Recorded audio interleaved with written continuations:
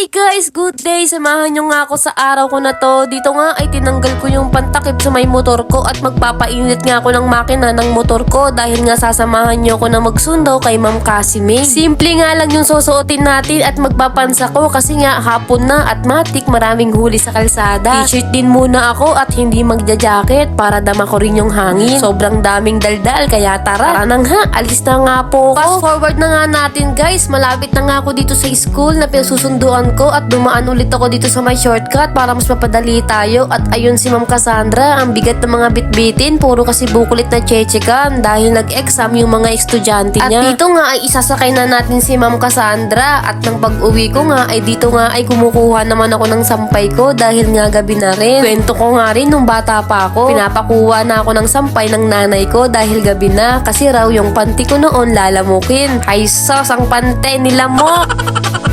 At dito nga ay ipapasok na natin yung mga nakuha kong sampay at grabe sobrang daming nakalagay sa lamesa kaya mamaya lilinisin natin yan. At dito naman ay isa-isahin na natin tiklupin para bukas ay wala na nga akong gawin. Fast forward na natin dito at ito na nga yung mga tiniklop ko at tapos na at ilalagay naman natin siya sa may mga damitan. Sheesh, ang dami, aray ko. At maya-maya kaunti dito nga ay nagpapahinga ako para naman mag-help kay Ma'am Cassandra na mag-check ng mga booklet ng mga estudyante niya. At nang kinabukasan, paglabas ko, meron ditong nakakakilala sa atin na nagpunta at nagpagawa ako ng ATM card dito sa AUB. Pero wala silang ATM machine, sabi ng guard ay magkakaroon din daw pero inaayos pa. At shoutout dito sa mga ekala na nakakakilala sa atin. Magtatry nga kami rito na mag-withdraw kaso ang nakalagay ay closed. Meron pa namang isa rito na ATM machine kaso may limit lang daw yung pwedeng pag-withdrawin. Kaya naman lumipat kami dito sa may bayan ng Novaliches at kinahapunan ay nagsaglit kami rito sa may SM Fairview. Kanina nga ay nakasapatos ako pero buti na lang may baon akong tsinelas dahil may sugat din ako sa paa. Napaso kasi ako sa tambucho. Nung kumati nga yung pet ko, dito ay kakain na kami. Nung kinagabihan nga nung pag-uwi namin ay gusto raw ni Ma'am Cassandra ng burger. Buti na nga lang ay meron pa dito sa palengke at may nakakakilala sa atin dito. Shoutout sa mga taong to. Kami naman ay papuntang Ever para bumili nito kasi ito ay nakakapagpalaglag talaga siya ng kinain, ang Nesty Cleanse. Kaso isang piraso na lang yung nandito. Alam pong may stock sila neto. Nakakita rin pala ako ng tinapay na kinakain ko noon. Dito lang pala ako makakakita ng ganito.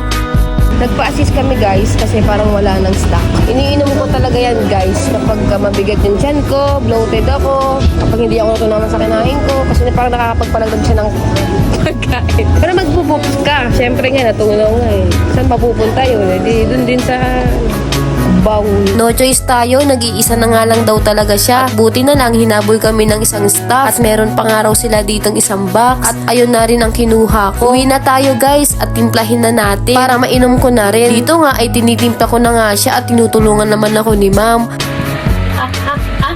Wala to, wala. So ayun lang, maraming salamat sa pagsama. Bye bye po.